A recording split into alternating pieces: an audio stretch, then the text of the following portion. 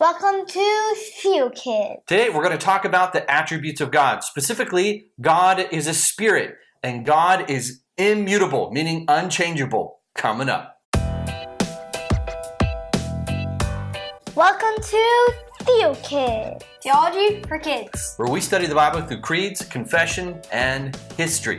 Today is part 2 of our study on the attributes of God. And we're learning it from the Westminster Confession, chapter 2. And we're really kind of just taking it word by word. And so we're going to cover just a couple more words today. If you want to see part 1, look for the link below. A most pure spirit.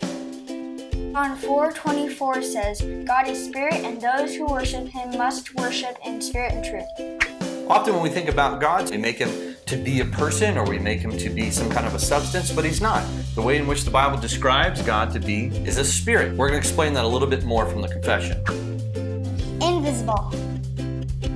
1 Timothy 1:17 says, to the King of the ages, immortal, invisible, the only God, be honor and glory forever and ever. Amen.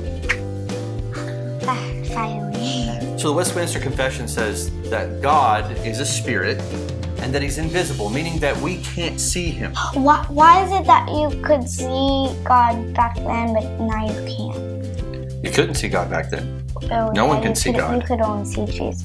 So far, the Westminster Confession has told us that God is a spirit that is invisible. So what does that mean? Well, the next point tells us, without body parts or passions. Deuteronomy 4:15 through 16 says, therefore watch yourselves very carefully, since you saw no form on the day that the Lord spoke to you at Horeb, out of the midst of the fire. Beware lest you act corruptly by making a carved image for yourselves, in the form of any figure, the likeness of male or female.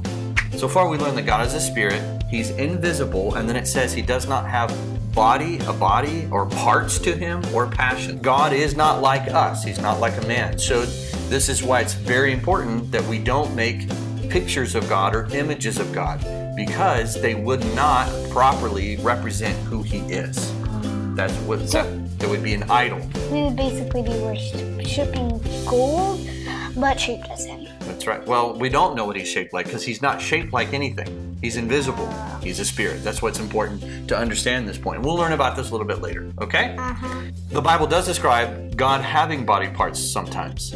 These are what's called anthropomorphisms. You want to try and say that? Anthropomorphism. Good. What that means is there are often human attributes or human body parts like eyes or ears or mouth. God can hear, or God would see with his eyes, or he spoke with his mouth, but that doesn't mean that God actually has ears or has eyes or has a mouth. It is a description to help us understand the way in which God communicates to us, the way in which we interact with God. Does that make sense? Not really. When it says God looked upon us, we understand what it means to look on something. Well, God looks upon us. He doesn't have eyes, but we understand what that picture means, right? Or it says that that God protects people with his right hand, or he protects them with his hand. Well, if someone was coming to hit you, Jane, and I protected you with the hand, I blocked that hand from hitting you. Mm-hmm. So it's just used as a way for us to understand what's going on, that God is communicating with us. Even though he's a spirit and we can't see him and he's invisible, it's a picture of helping us understand what does it mean. There's an important part to the attributes of God that we've learned so far. We've learned about his omniscience, his omnipresence, his omnipotence. We've learned about so far that God is a spirit and that he is invisible. There's all of these attributes. A very important attribute is the next one, that the confession says that God is immutable, meaning God does not change.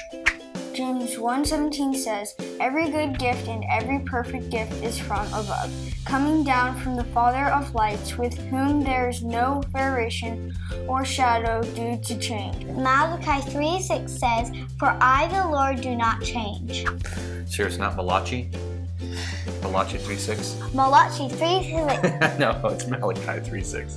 Again, immutability means God cannot change, and nothing can force God to change. Like any outside forces, any outside pressure cannot cause God to do something different than he already is. Remember, God is sovereign, so he always does what he wants.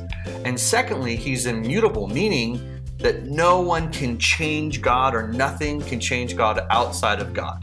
So he's inside out? No, nothing can change God from the outside. So like Hulk smashing him, he can't. Like Hulk smashing him, right?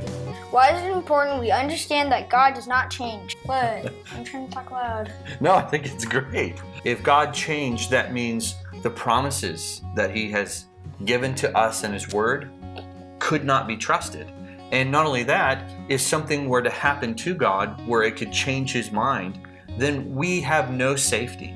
But because God cannot change and will not change, then we have safety in the promise. So if he says, I love you, then he'll never change his mind on that. And then if he says, I will save you, and this is how I will save you, and I will save you through Jesus Christ, and if you put your faith in Jesus Christ, then nothing will change that. And in Romans, when it says nothing can separate us from the love of God, and then it gives a list of all of these different things that cannot separate us from God's love. Why? Because God cannot change, and God is sovereign, so nothing can force God to change, and he himself does not change. So it's important because it gives us safety. It allows us to trust the gospel and not have to worry if God's going to change his mind on whether he's going to save us or not. It also means this: if God is holy and he's perfect, does that mean he's always going to be holy and perfect? Yes. Yes, and that is really important to us because our salvation and our eternity and the goodness of everything is wrapped up in God. So if God changes, we have no hope. That's why it's important. Doesn't the Bible say that God changes his mind? Yeah, there are Bible verses that talk about God changing his mind or changing a decision or wanting to do something different. So if God doesn't change, then why is it that all of a sudden we have verses that talk about this? Well, it goes back to the idea that God communicates to us in human terms. So there, God is interacting with us in our own language. He's interacting with us in our own emotions. So we're happy, we're sad, angry, we're glad.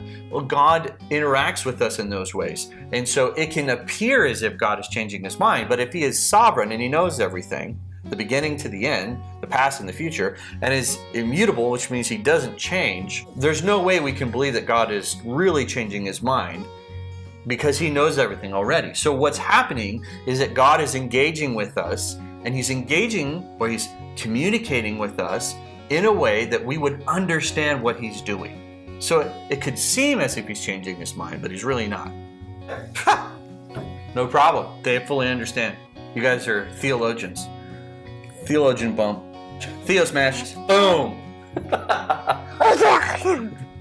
Why is it important to believe God is spirit and does not have a body? If you don't know that he doesn't have a body form, then you'll just build a image of a man or a solid woman, yeah, or a woman, or something, right? And you'll just be praising rock, stone, or metal, or gold. That's That's bad because they aren't living. In the confession, the Westminster Confession, it says that God is spirit, and it's important for us to learn that and to believe that and to confess that because it is the explanation of what it means to not have any graven images. We aren't to have any idols or graven, that means carved out images of God, because he's a spirit, he's invisible. We don't know what he looks like. He doesn't have body parts. He is not human like we are. So he's other than we are. So we're going to continue to learn about this later on in our next episode. All right, Titus, would you rather be able to shoot webs from your hands or ice spears? Ice spears. Why? I don't have an explanation. It just sounds cool. All right, Jane, webs or ice spears?